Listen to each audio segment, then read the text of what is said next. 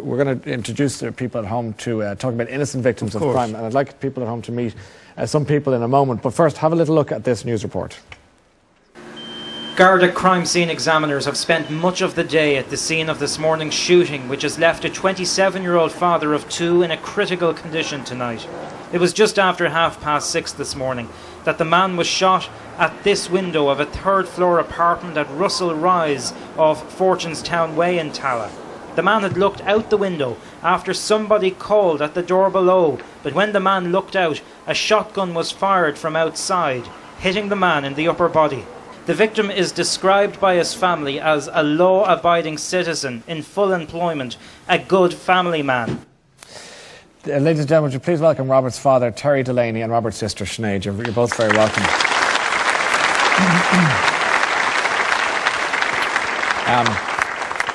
That can't have been easy for you to watch, and your wife Nolan in the audience. So I would like to ask you how and why Robert, as you know, ended up being shot. What happened? Well, in the summer of 2008, Robert was out for a drink. He'd actually participated in some community games in Tala and went off for a drink. And he came across a situation outside a pub where a young lad was being beaten up. So Robert was a fit young lad, and he intervened. And during the course of the intervention, hit one of the assailants. And the person who was being beaten up got away from this gang, and as did Robert. And frankly, he thought no more about it himself. Myself and Nolan and the family didn't know anything about this. But in any event, it became obvious that to Robert, based on phone calls he received, that the person whom he had hit was the son of a leading criminal. And he began getting threatening phone calls to the effect that what they were going to do to him. And what were they saying? Well, they were saying they were going to get him, and he was very much afraid of them, and he began taking precautions, as we later heard, in terms of not frequenting places he would normally, staying at home quite a lot. So Robert decided to confront the situation, if you like, and he went and met the criminal. Not the guards? No, not the guards. The father of the lad whom we'd hit. He explained to him that he didn't mean to do it, and that he was sorry, but it was just the circumstances on the night. They demanded money of Robert, and said to him it was going to cost him several €1,000 because of the injury he inflicted on the young lad. And Robert didn't have that money. He was working as a postman, and he kept all of this to himself. But at the end of that meeting, he came away with the impression and the assurance that he was going to be okay, because when he went home to his partner, he was very much relieved, and she said, "Look, what the hell is going on?" He said, "It's okay, I've met the guys, everything's sorted." So that was in late summer, so a couple of weeks after the incident. And what transpired then was that in actual fact they had lured him into this meeting, that they used it as an opportunity to find out where Robert lived. Robert lives in an apartment complex in Tala, and trying to locate it might be a bit difficult if you didn't know the area. So they reckon they followed him home to find out exactly where he lived. And that was it. They waited their opportunity. He had got lulled into a false sense of security, as I say. And the guard said Robert was very naive and innocent, in the sense that this criminal, what they said to me was, the guard said to me, his pride was hurt, and there's no way he was going to let your son away with that. So money was never going to be an issue, was it? I mean, that was just a front to lure him to... Who knows with these guys? Yeah. But we do know that he was determined to get Robert, and so on the 22nd of October at 6:30 a.m, Robert, there was a ring on the doorbell. Robert put his head out over the balcony to see what was going on, and they blasted him into the face with a shotgun.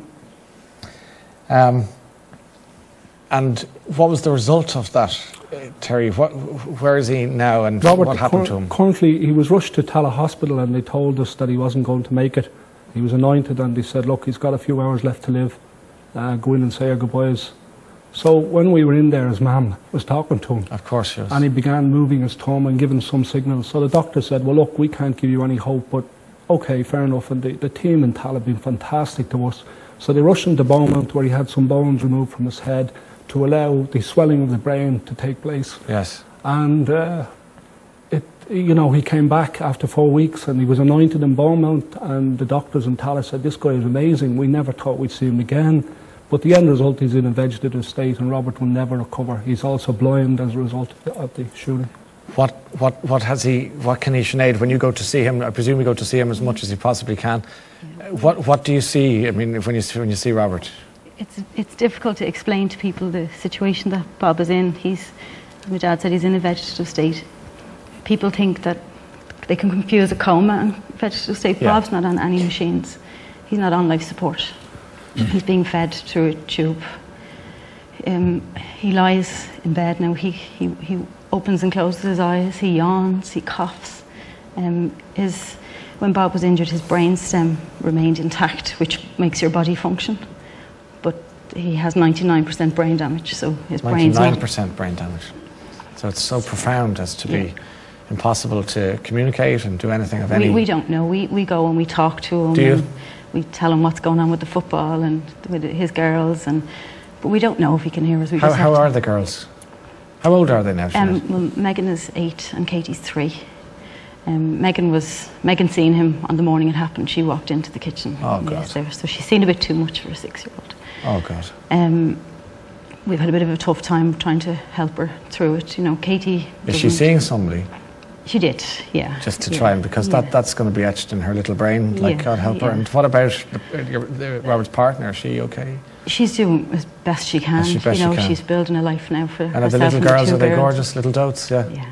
And you're trying to keep life normal. Terry, you're smiling there. You're the proud grandfather. You're keeping an eye on them, are you? Anything they keep us They're little devils at times, Yeah. They're really fantastic children. Megan's making her communion now on Saturday, and you think it was a wedding she was organising. Yeah. She's just organising this thing herself, you know. That's going to be a tough day. Very, very... On a number of levels.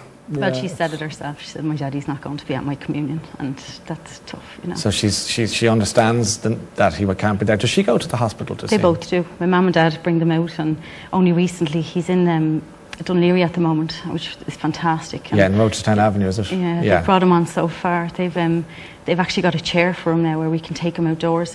And the kids went out on bank holiday Monday with my mum and my dad, and Katie was sitting up on his lap on the chair, and they were wheeling him along. And that's as close as she'll get to normality, isn't it? Or at least, you know, it's the smallest... I don't know what you can take from it. I mean, Jerry, it's a dreadfully sad situation. And just think and salute Terry and Sinead for having the courage to come on here, how difficult it must be to see your beautiful son and your brother. And I have, as a police officer, I saw so many victims like that. In fact, it has eerie reminiscences of a Sergeant Patrick McLaughlin in 1983.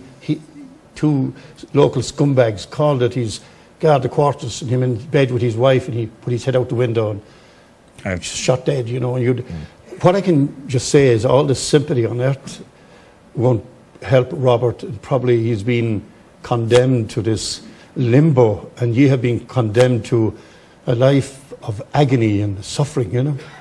What might happen here tonight if the scumbags that are out there, the dirty, cowardly, low-life, pond life, that shot Robert, that somebody, you know, I know there's an omerta out there. People are terrified of this gangland, organised crime to come forward, intimidation. But somebody out there might be touched tonight looking at you and your lovely daughter and the anguish in your face. It might prompt somebody, and I'm appealing as an ex-cop, as a human being, come forward. The guards, tell you one thing, we never ever give up. And the guards will pursue. I know who did that.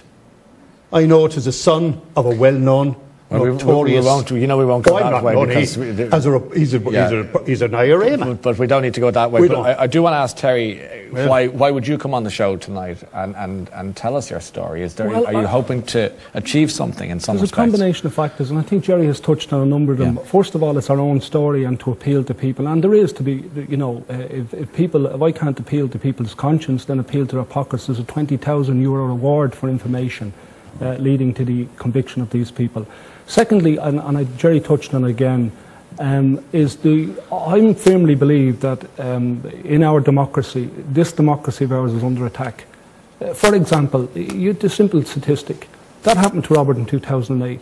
Since that happened, the guards tell me, look, we've got 8 other murders. And may I say, I have never come in conflict, I've never come in contact with the Gardaí, but I have the height of respect for them. There's a technical inspector in Tallaght, Pat Lorden, and a team of guys who work morning, noon and night, who keep us informed, who they have a liaison officer, Aisling, and I can't speak highly enough of them. But what they're up against in trying to get convictions is just terrible. And one final piece on this, Ryan, if I may. There is legislation was enacted some time ago as a result of the attack in Limerick. That legislation hasn't been brought into bear yet. And I mean, if we're serious about tackling gangland crime, these guys are not going to be convicted by using normal due process. They will only be convicted by the introduction of special legislation. And that's what has happened in this country. There is the sense, Jerry, that the law often favours, unfortunately, the perpetrator of a crime rather than the victim. I hear this time and again. Personage than Michael McDougall, our past Minister for Justice, who, in fairness to him, he said the law is completely skewed in favour of the criminals. As Terry said, we had the first Minister for Justice who talked about zero tolerance. Of course, that was nonsense. Then we had another Minister for Justice who spoke about, after a particularly vicious murder, oh, that's the sting of a dying wasp. Well, I can tell you, we have a whole hive full of dying wasps out there. The current Minister, Dermot Ahern, in response, he was moved as a human being and as a father to the awful murder by the organised criminals in Limerick, the murder of his beautiful son Roy. And as a result of that, Dermot Ahern, in a big fanfare, brought in new legislation to tackle gangland and organised crime. And as you said, Terry, so far, we have seen trials collapse in the Central Criminal Court. The new legislation says bring them to the Special Criminal Court. We would not have defeated, and I can tell you this tonight, we may not even have democracy. It was the Special Criminal Court that defeated and helped defeat the IRA. Now, I was going to say it earlier on, our esteemed and beloved Cardinal, Archbishop, sorry, Diarmaid Martin, I gave him the hat too quick.